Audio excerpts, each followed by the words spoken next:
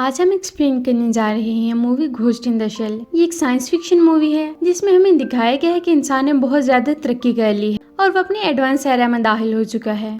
हम अपनी किसी भी डैमेज बॉडी पार्ट को साइबरनेटिक बॉडी पार्ट से चेंज कर सकते हैं। इस एडवांस एरा तक पहुंचने के लिए काफी एक्सपेरिमेंट किए गए। अमीर तबका ये एक्सपेरिमेंट करता और गरीब लोग इसका शिकार होते। ऐसी ही सीक्रेट रिसर्च हम जापान के एक खानका लैब में देखते हैं, जहाँ एक लड़की का दिमाग निकाल लिया जाता है और एक रोबोटिक बॉडी में डाल दिया जाता है।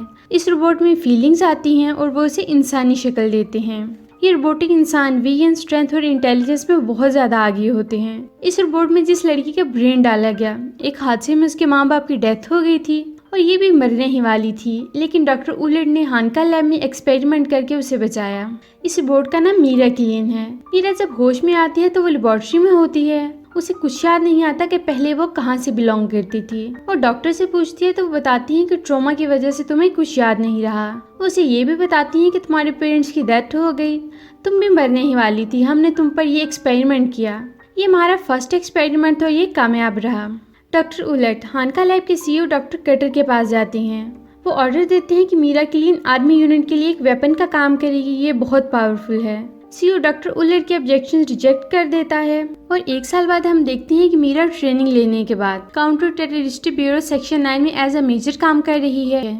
मीरा बाटू और टोगोसा के साथ काम करती है और उनका चीफ अरमाकी है। हानका रोबोटिक्स की कॉन्फ्रेंस है और चीफ अरमाकी उसे ऑर्डर देते हैं कि वहाँ नजर रखना। मीरा बिल्डिंग के टॉप पर खड़ी होती है और देख रही होती है, तभी उसे सिग्नल में खराबी नजर आती है और वो कॉन्फ्रेंस में चली जाती है। वहाँ कुछ लोग अटैक करते हैं और हैक्ड रोबोटिक वेट्रेस हानका के लैब के सीईओ का डाटा निकालने लगती है। तब तक डायरेक्टर मर चुका था। अब वेट्रेस भी असली हालत में वापस आ चुकी थी। वो मीरा को कहती है कि मैं इन लोगों को मार दूंगी जो हानका लैब वालों का साथ दे रहे हैं। वो उसे ये भी कहती है कि ये लैब वाले तुम्हें भी मार देंगे। मीरा उसे ही शूट कर देती है। अब वहाँ हानका लैब के लोग आ जाते हैं। फिर मीरा वापस ऑफिस में आ जाती है और वेट्रेस को डॉक्टर डेलिन के पास भेज देते हैं। उन्हें पता चल जाता है कि इस अटैक के पीछे कुछ नामी बंदे का हाथ है, वही ये सब कर रहा है और वेट्रेस को भी उसी ने हैक किया था। अब चीफ बाटू और मीरा को ऑर्डर देते हैं कि वो डॉक्टर डेलिन के पास जाएं और रोबोटिक वेट्रेस के बारे में अपडेट लें। उस अटैक में मीरा का बाजू इंजर्ड हो जाता है। वो पहले डॉक्टर उलेट के पास जाती है और बाजू रिपेयर करवाती है। वो उन्हें ये भी बताती है कि मुझे अपने पास्ट की वीएन आती हैं। उसे कहती हैं कि जस्ट एरर है और साथ ही इसके ब्रेन से ये डाटा डिलीट कर देती हैं। फिर वो डॉक्टर डेलिन के पास जाते हैं। वो कहती है कि अभी मेरी इन्वेस्टिगेशन मुकम्मल नहीं हुई। मीरा उस रोबोटिक वेट्रेस की बॉडी से अपनी बॉडी कनेक्ट करती है ताकि हैक करके उसके ब्रेन से डाटा ले सके और कुछ के बारे में इंफॉर्मेशन हासिल करे। कनेक्ट होने के बाद मीरा को ऐसे लगता है कि वो डाइव कर रही है और डाइव करते हुए वो एक क्लब में जाती है। वहाँ कुछ गोस्ट हैं जो उसे पकड़ने की कोशिश कर रहे हैं, यानी वो भी हैक हो रही थी। मीरा की बॉडी कांप रही थी और उसकी हालत भी अजीब हो रही थी। तभी उसका साथी बाटू उसे डिस्कनेक्ट कर देता है। मीरा उन्हें बताती है कि मुझे उस अटैकर क्रूज की लोकेशन का पता चल चुका है।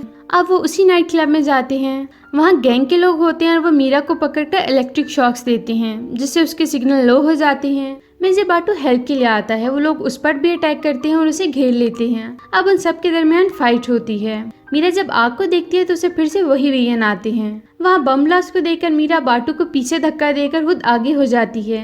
ये सब क्रूज का प्लान था ताकि ये लोग उस तक न पहुँच सके। ब्लास्ट का इम्पैक्ट मीरा पर बहुत ज्यादा होता है। उसकी बॉडी इंजर्ड हो जाती है। मीरा की बॉडी बहुत एक्सपेंसिव थी। डॉक्टर उलट मीरा की बॉडी रिपेयर करती है। मेजर बाटू की आइज डैमेज हो जाती हैं और उन्हें साइबरनेटिक आइज लगा दी जाती हैं। सीईओ चीफ अरमाकी पर गुस्सा होते हैं कि मीरा ने अपना काम सही से नहीं किया और हमने उसके बॉडी पर बहुत ज्यादा पैसे लगाए थे। वो थ्रेट देते हैं कि मीरा ठीक से काम करे वरना वो सेक्शन 9 बंद कर देगा। दूसरी तरफ हम मीरा को देखते हैं। उसकी बॉडी रिपेयर हो चुकी है और वो उदास खड़ी है।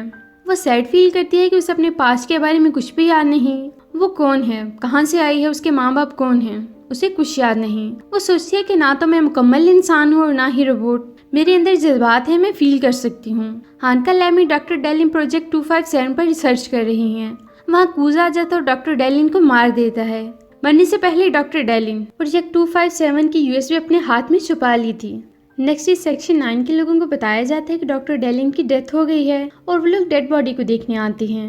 मीरा डॉक्टर के हाथ से वो यूएसबी लेती है और फिर डाटा देखने लगती है। वो देखकर शॉक्ड हो जाती है कि प्रोजेक्ट 257 पर काम करने वाले सारे साइंटिस्ट को बारी बारी किल करते जा रहे हैं और अब डॉक्टर उलेट की बारी है।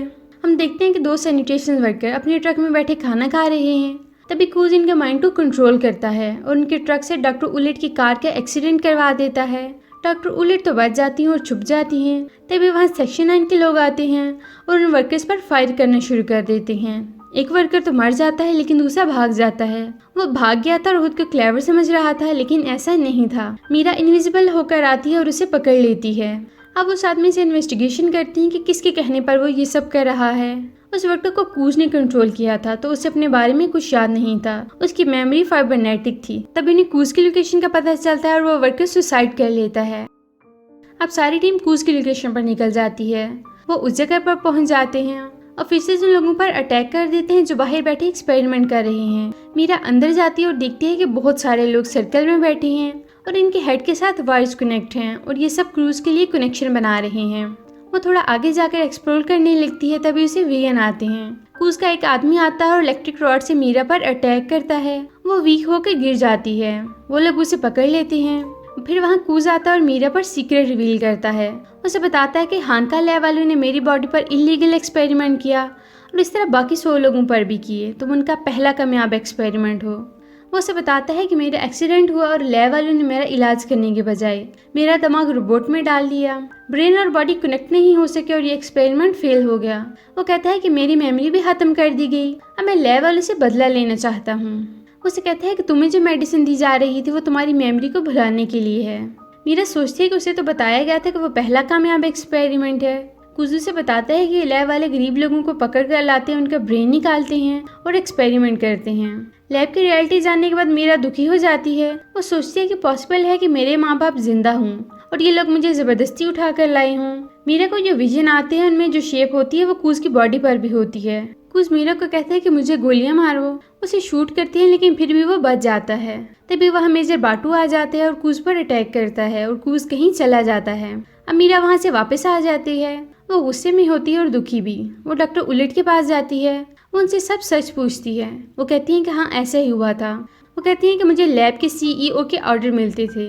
मीरा वहाँ से चली जाती है तो लैब के लोगों से पकड़ लेते हैं और लैब में ले आते हैं। वहाँ CEO डॉक्टर उलेट को बुलाता है और कहता है कि इस रोबोट यानी मीरा को मार दो। इसे रियलिटी का पता चल गया है और ये हमारे लिए खतरा है। डॉक्टर उलेट हामी भर लेती है कि वो ऐसा ही करेगी। वो मीरा के पास जाती है और उसे एक एड्रेस देती है और वहाँ से भगा देती है। CEO ये सब देख रहा होता है। वो गुस्से में होता है और डॉक्टर उलेट को गोली मार देता है। मीरा जब डॉक्टर की दिए हुए एड्रेस पर जाती है तो उसे वहाँ एक लेडी मिलती है। वो उसे बताती है कि मेरी एक बेटी थी जिसे पुलिस पकड़ कर ले गई और उसने जेल में सुसाइड कर लिया। उनकी बेटी मीरा ही तो थी। उसका रियल नेम मोटोको था। उसे पुलिस नहीं बल्कि लैब वालों ने पकड़ लिया था। मीरा डिसाइड करती है कि वो हर हाल में CEO से बदला लेगी। वो चीफ आर्माकी को कॉल करती है और हेल्प मांगती है। CEO को मारने के लिए वो उसकी हेल्प के लिए अग्री हो जाते हैं। चीफ को पता है कि CEO ये सब सुन रहा है। उन्होंने जानबूझकर CEO के अगेंस्ट बातें की।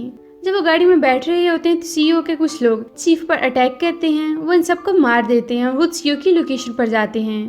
मीरा उसी घर में जाती है जिसके वियनों से आए थे। वो और कुछ हस्बैंड वाइफ थे। मीरा की मेमोरी वापस आ जाती है। उसे याद आता है कि वो दोनों एंटी रोबोट के मेंबर थे जिस जगह पर मीटिंग होने वाली थी। लैब के लोगों ने वहां पहुंचकर आग लगा दी और इन दोनों को एक्सपेरिमेंट के लिए साथ ले गए। वहां कूज भी आ जाता है। लैब का CEO मोटोको यानी मीरा और कूज को मारना चाहता था। वो स्पाइडर टैंक एक्टिवेट करता है जिससे कूज मारा जाता है। मोटोको ने उसे बचाने की बहुत कोशिश की। मीरा उस टैंक को डिस्ट्रॉय करने लगती है। ऐसा करने से उसका एक बाजू डैमेज हो गया था।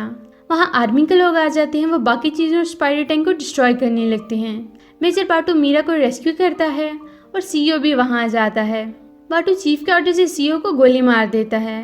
अब हमें दिखाया जाता है कि मोटोको का बाजू रीजनरेट हो चुका है और वो अपनी माँ को सब सच बता देती है। उसकी माँ खुश हो जाती है कि उन्हें अपनी बेटी वापस मिल गई।